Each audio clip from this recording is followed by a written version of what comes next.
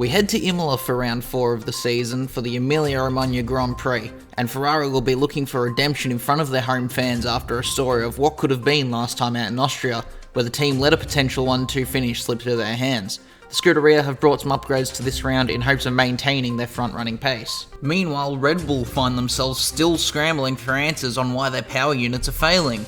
Sergio Perez suffered some minor dramas throughout practice this weekend, but the team are hoping that the worst of their issues are behind them for the rest of the season, especially after Verstappen voiced his frustration with his season so far.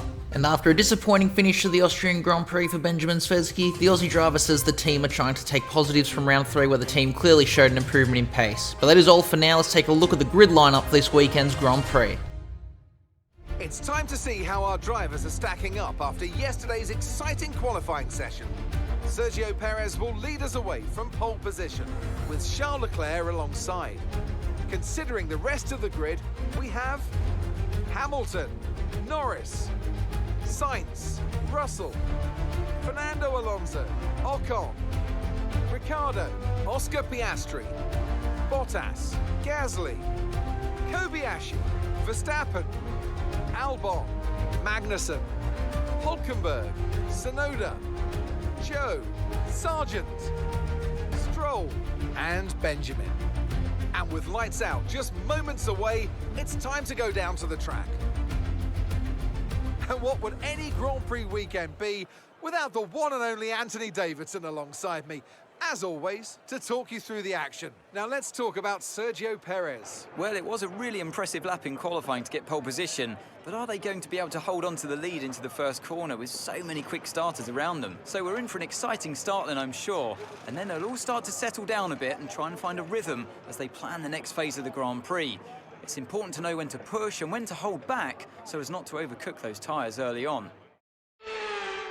Hello everyone and welcome to part 4 of our F1 Toyota Road to Glory career mode here for the Emilia-Romagna Grand Prix at Imola. As you can see, we are starting at the very back of the grid after having to take an engine penalty after our power unit failure in Austria, so a bit of a shame there, and still sort of sucks that we lost such a good possible finishing position last time out, but as in the news intro said, trying to take positives from the fact that our car is clearly getting quicker as the season progresses, which is exactly what we want. You may have also seen the grid rundown that Verstappen has also taken an engine penalty. Obviously, he had an engine failure in the sprint round last time out in Austria. And on the other hand, Sergio Perez has taken pole position for this one. So a bit of a mixed one so far for Red Bull. Kobayashi's done all right. He's pretty much smack bang in the middle of the field. And so hopefully he has an opportunity to go and potentially score some points here. Meanwhile, we have a lot of work ahead of us as we go to 5 red lights, and we are underway for the Emilia-Romagna Grand Prix. It's a slow start for Joe on the left-hand side, so he drops straight to the back. I get a bit cut off from Stroll there up against the wall, and so Joe comes straight back at us. So we've gone back to last place now on the run down to turn 1, but everyone going slowly and actually sort of going to the inside. So we go around the outside of the Alfa Romeo and just not quite able to get Lance Stroll. Joe again comes back at us, so this isn't what we wanted for the start. We wanted to potentially gain a couple spots.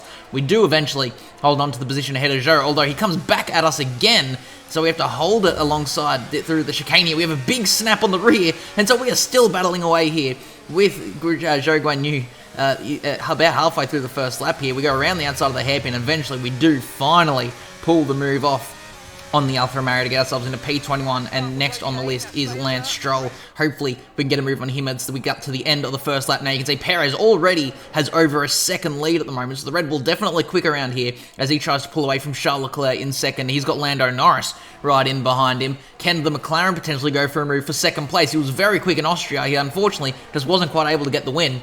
But this time out, he's going to try again. Clearly, Lando, or at least the McLaren, either one, is very quick at this point in the season so far. He tries to get the maneuver done on the Ferrari, and he does do it.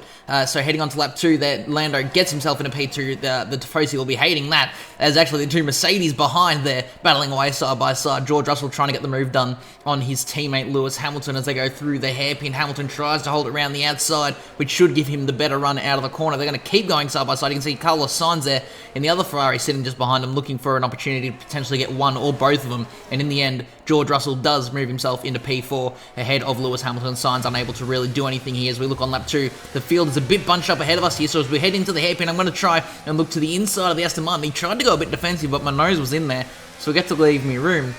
Unfortunately, because there's that outside line, he had a bit of a better exit, but we're going to deploy overtake mode to keep it alongside the Aston there.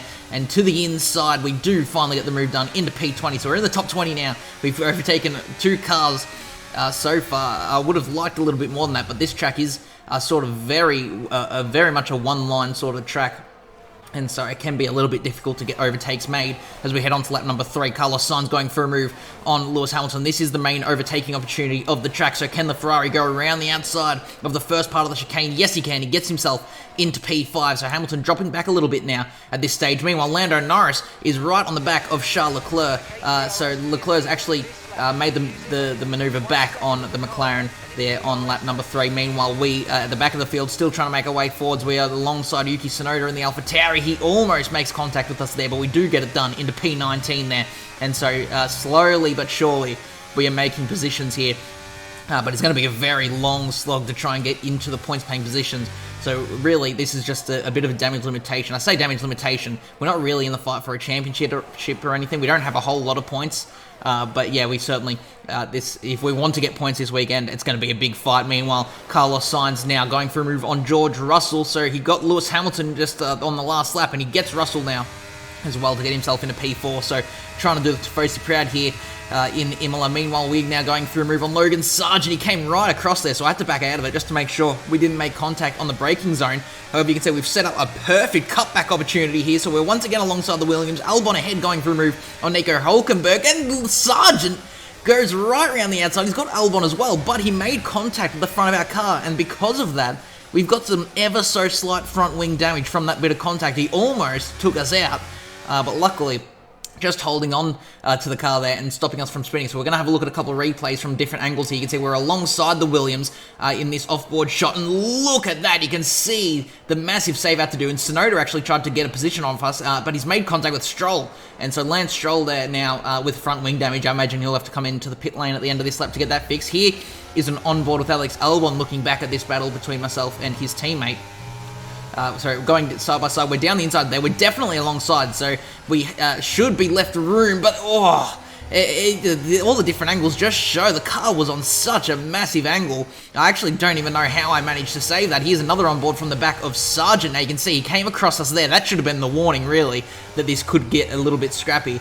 But either way, we set up a beautiful cutback maneuver there. We are properly fully alongside here. And he just comes across there, just nicks our front wing, and he also takes his teammate. I don't know how on earth he's managed to get ahead of Albon as well.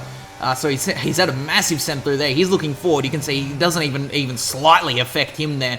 And Albon was just going a bit slower after failing to make the move on Nico Hülkenberg. So Sargent not only defends from us, but gets a move on his teammate as well, you can see. Mind that front wing. It's going to need replacing if it takes too much damage. There is confirmation from Mark that we have front wing damage, and you can see having a check there on the MFD, and yeah, we do have damage on that front wing, unfortunately. However, luckily, it's not too massive, so we are still able to stay with this battle pack here. So heading on to lap 5, we're going to pull it up alongside Alex Albon here down the back straight. We're going to go for the outside heading into the chicane because it just gives you that sort of bit of a better run here, but Albon actually backs out of it before we even make it to the braking zone, and so that is us now up in the P17, once again chasing after Logan Sargent. He's an onboard with Verstappen. He's a bit further up, going for a move on our teammate Kamui Kobayashi, who's now going to drop down to P12 after the reigning champion makes his way through. So yeah, Verstappen unhappy with the Red Bull at the moment after the reliability issues, and he's still trying to work his way forwards to get into the points after having to have that engine penalty. So yeah, it'll be interesting to see how that story develops over the rest of the season. However, now heading on to lap number 7, just a couple laps after making the move on Albon, we are once again going to go for a move on Logan Sargent. Hopefully this time it works out a little bit better for us. We're going to go to the outside again into the chicane, and we do get it done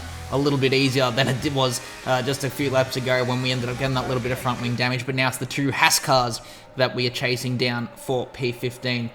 A little bit further up ahead though, Lando Norris still here at the front, but he makes a mistake there, and so George Russell in the Mercedes is just going to drive around him because Lando lost a lot of momentum in that sort of high momentum section, although he comes back at him in the braking zone. But Russell around the outside on the exit of the chicane. Can he get the run here or just get it ahead of the McLaren in general here in the braking zone. Lando is putting up a good fight for it, but all of this is pulling them away from the top 3 runners, and George does get the move done around the outside into P4, Norris into P5. Now he's got to worry about the other Mercedes of Lewis Hamilton. Fernando Alonso looking very aggressive in the background as well, and he's going to go for a move on Lewis Hamilton, and Hamilton's going to go for a move on Norris. Are they going to go 3 wide? Yes, they do for just a moment before Lewis gets himself into P5. Alonso gets Norris as well into P6, so Norris losing 3 positions in half of that pretty much there. So I wonder if he's maybe got a bit of an issue with that McLaren, because he's looking a little bit slow at the moment. But we cut back to our perspective now. Hulkenberg in 15th. It's actually Ricciardo in 14th there, and then Magnussen just a little bit up the road in P13, but it's a mistake for Hulkenberg there in the braking zone, so he just slipped through there. It wasn't even meant to be a move. It was just very lucky that the racing line we were on took us straight past Nico Hulkenberg. Meanwhile, up ahead for second and third, the 2 Ferraris battling away. We know how this ended up last time out in the sprint race in Austria, but this time it's not for the lead because Perez has just taken off. He's got nearly an 8-second lead at the moment, and Sainz does get the move done on Charles Leclerc. Hamilton gets a move done on George Russell, and Esteban Ocon actually battling away with Lando Norris, and he gets the move done. So 3 moves there at the same corner on the same lap. So everyone looking very punchy at this point of the Grand Prix, but Norris has to have something going wrong. He's gone down to P8 now from P4 just a lap ago, or a couple laps ago, and he's now under threat from his teammate, our fellow Aussie, Oscar Piastri. Speaking of fellow Aussie, we're now going for a move on Daniel Ricciardo.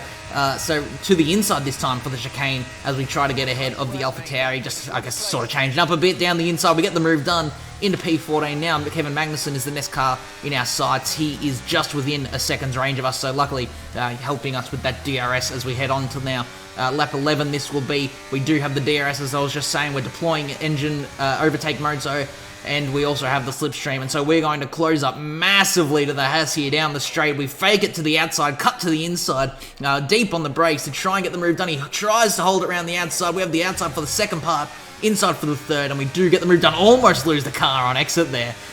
So luckily we hold on to that, and that is us now into P13. So we are slowly getting towards the top 10, but it is now a 5-second gap to our teammate Kobayashi in P12. Meanwhile, up ahead, heading on to lap number 12, the 2 Mercedes once again battling away. So Lewis Hamilton and George Russell battling, and Hamilton comes out on top in that fight there to go P4. And Kobayashi actually trying to go for a move on Pierre Gasly to get in P11. Gasly cuts him off on the inside, so Kobayashi goes to the outside and he gets the move done on the Alpine. That's once again sort of showing us Kobayashi has that fight in him that we saw in Austria, where he made that awesome double overtake. And he gets a nice overtake there on Pierre Gasly here in Imola. You can see, though, we're not really catching the guys ahead. Unfortunately, this little bit of front wing damage isn't helping. And just to help us out even more, we have a DRS wing failure there. So luckily, the wing was already closed. And so we're not going to be driving around trying to control a car with an open DRS flap through these high-speed corners. But unfortunately, should we end up behind someone, we won't have DRS to help us out unless the team can get it fixed. Meanwhile, George Russell makes a move on Lewis Hamilton, gets himself into P4. You can see in the bottom right there, that little hazard triangle means that the DRS is still not working. The rain's a few lap outs yet, but it is coming, so be careful. Okay, dries seem like the best tyre for now. So you could see there, as we came onto lap 15, we got told by our engineers that it was time to make our pit stop, but we also got told by Mark that the rain is coming. So you can see we pass a whole bunch of cars that have come into the pit lane there, but I've continued because I've come up with an idea. It may be a bit risky, but we're not going to get points if we just do what we've been doing. So I'm going to play it risky and try and stay out until the rain comes, and hopefully everyone will have to make a pit stop onto the intermediates, and we skip that whole pit stop period. So you can see now, as we head on to lap number 19, Carlos Sainz comes past us after making his pit stop. We were momentarily into P2. Perez was that far ahead that even though he made a pit stop, he came out ahead of us anyway. But we now drop down to third place. You can see no DRS there still. So the team's still trying to get that fixed, but there is rain now falling. You can see it streaking across the halo there, so we cannot be that far away from being able to make a pit stop. Looking further back though, it's an engine failure for Kobayashi to 2 rounds in a row now.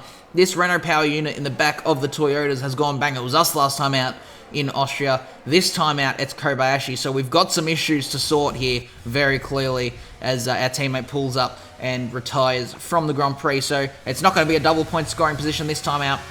But you can see here on lap 19, we are still going here on these slicks. They are extremely worn out. We're actually getting sort of close to puncture territory at this point. You can see Russell flies past us there. That's just the difference in grip we've got Don't be mistaken, the track is not even that wet or slippery. It is purely the difference in tyres, as well as these guys passing us, obviously are front runners compared to us, which we're sort of in the upper midfield at this point, so they're just naturally quicker. But the big difference is the tyres. You can see I'm really struggling at this point here. Leclerc goes past us, we're down to P5. Alonso and Hamilton are all over the back of us as well. But still, we are in a much better position than we would be if we hadn't made our pit stop. We'd still be down and out of the points. But at this point, we are still in the top 10. So as long as we come out in the points, this strategy will be worth it. Alonso makes a little mistake there after getting past us at the end of lap 20. And honestly, I think I should have pit at the end of lap 20 here for the intermediates and just risked it. But we're going to do one more lap here and then come into the pit lane. You can see we've got Lewis Hamilton behind us. He is obviously going to fly past us very soon, but you can see we're using the slipstream from Fernando Alonso to help pull us along down this main straight. Unfortunately, still no DRS. The team really struggling to fix whatever this issue is. But you can see here Hamilton very easily, not even a slight difficulty in this. He flies past us. I just ended up letting him go in the end. But you can see at the end of lap 21, the track is looking a little bit more damp. And so with Esteban Ocon and Max Verstappen right behind us, we are going to come into the pit lane. Those guys continue on. So we could potentially be calling this a bit early, but at the same time, we were going to fall down and out of the points if we went for even one more lap. So into the pit lane we go. Hopefully it's wet enough that these intermediates are quick. Or at least on par, but hopefully quicker than the slicks, and we can potentially gain back a little bit of time that we've lost by staying out so long on those mediums. Unfortunately, it's a slow stop. The right rear tyre, they had an issue changing it, so it ends up being 5 seconds, pretty much twice as long as it should be. You can see at the moment, we're trundling down the pit lane. We sit in P18, so not an awesome position, as Ricciardo and Stroll are actually going to come back past us now, so we're back down to P20. But remember, all of these other guys are going to have to make a pit stop. Every other car in the field is going to have to make a pit stop. And so we should hopefully gain a whole bunch of positions and get ourselves back into the top 10 once that does happen. But you can just see here, let's have a look at the pace difference between myself and the two cars ahead of us here. Through the first chicane, we do close up. But this is where the telltale sign that it's time for inters is. Look at this into the hairpin. We closed up so much time. They were over a second ahead of us in the braking zone. And on the exit of the corner, we're now going to try and get ahead of Lance Stroll. There's the DRS disabled by the FIA, so it is definitely wet.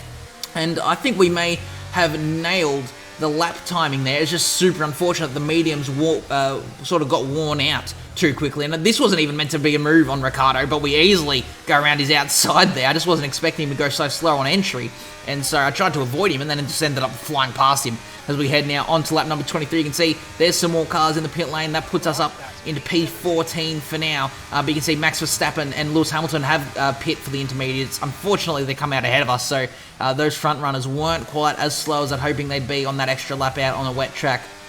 But still, we've jumped a whole bunch of midfield cars, and we head on to lap 25 now. Everyone has made their pit stop for intermediate tyres, and so we sit in P8 at the moment. So we are in the points, so this strategy was successful. The gamble was successful, and we are in the points paying position. Let's have a look here, a little bit of a rundown of the order. Perez leads the way by 16 seconds. So this is the run that Red Bull want. Verstappen is in 5th, so it's not a bad looking weekend for them so far, but Perez with a 16-second lead is absolutely dominating it here in Imola. It's then Carlos Sainz in the Ferrari in P2. George Russell sits P3 in the Mercedes ahead of his teammate Lewis Hamilton, who sits in P4, so the Mercedes having a good run here as well in Imola, and Hamilton has to be careful though because he's got Verstappen and Leclerc right on the back of him. So Leclerc, remember, was battling away with Sainz for 2nd and 3rd, so he's been actually sort of drawn the short end of the stick there with this strategy, and the rain coming down. He's dropped to 6th. Alonso sits 7th. It's ourselves in 8th, and then Ocon and Norris round out the top 10 in 9th and 10th there.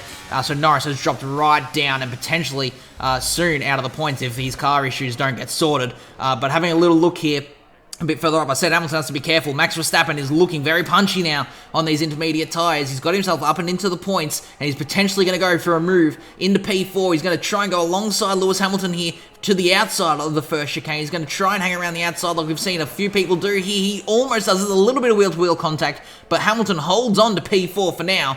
Can Leclerc maybe get a run on Verstappen after he has that poor momentum? It doesn't quite look like it, so for now, the positions stay the same. Hamilton holds on to that P4 ahead of the charging Red Bull. Yeah, looking back to myself here, you can see we're just sort of a bit of a no man's land between Alonso and Ocon. But looking a bit further up here, this is on lap 30 now, so only 2.5-ish laps to go, and Alonso's going slow. It's an engine failure for the Aston Martin. He had an engine failure at round 1 at Australia. It's another one at round 4 here in Imola, so he pulls over. It's a free position gain for us there into P7, which we'll always take. It's a huge shame for Alonso so close to the end there for that Mercedes engine in the back of the Aston to go bang. But we're cutting out to the end of the Grand Prix, the final corner. Sergio Perez dominates here in Imola. He wins the race by 17.3 seconds, like absolutely unstoppable. He led from start to finish, even in the pit stop period. No one got ahead of him.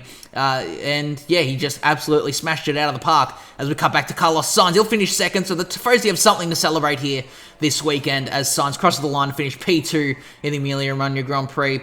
And George Russell for Mercedes gets himself another podium there, finishing 3rd place. And then a bit further back, 9 seconds back actually, Lewis Hamilton does hold off Max Verstappen for P4, and Leclerc in the other Ferrari finishes P6. Then it's myself around the final corner. A very good race from last to P7. I can be very proud of that drive. Some more points here in Imola. Okay, pick up rubber and bring it home.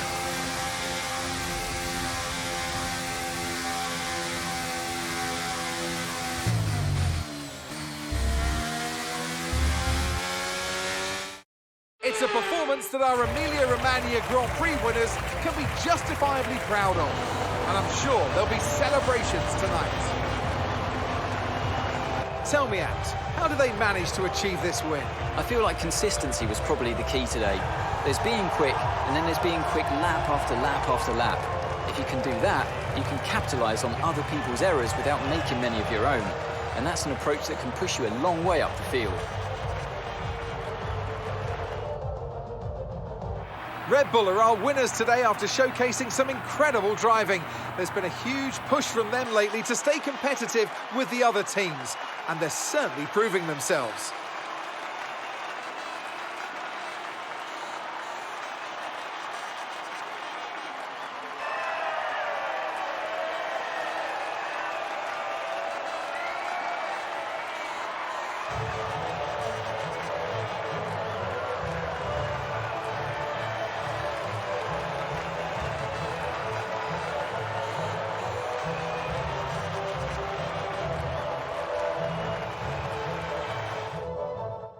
So here we are with the results for the Emilia-Romagna Grand Prix. Sergio Perez wins the race. It's Red Bull's first win of the season here at round 4. Carlos Sainz does the Tifosi proud in P2, and George Russell takes 3rd place and the final podium position. For myself, it's P7, 6 points extra to our name, so we can be very happy with that drive from last to 7th. And Verstappen does a good drive as well to get himself into P5, and also that extra fastest lap point to himself. In terms of the driver standings, Lewis Hamilton still leads the way by 8 points over Carlos Sainz, who sits in 2nd. It's then a 23-point margin to George Russell in 3rd place. For myself, we move into 9th after scoring those good points. Alonso's in 10th. He's on 8 points after his DNF this round. He'll be a bit disappointed with that. Kamui sits in P13, still sitting on 2 points that he gained in Bahrain for round 2. So not a bad season so far to be 9th and 13th here for the team. Hopefully we can move a bit further up. In terms of the constructors, Mercedes still lead the way by 15 points over Ferrari. Red Bull 3rd.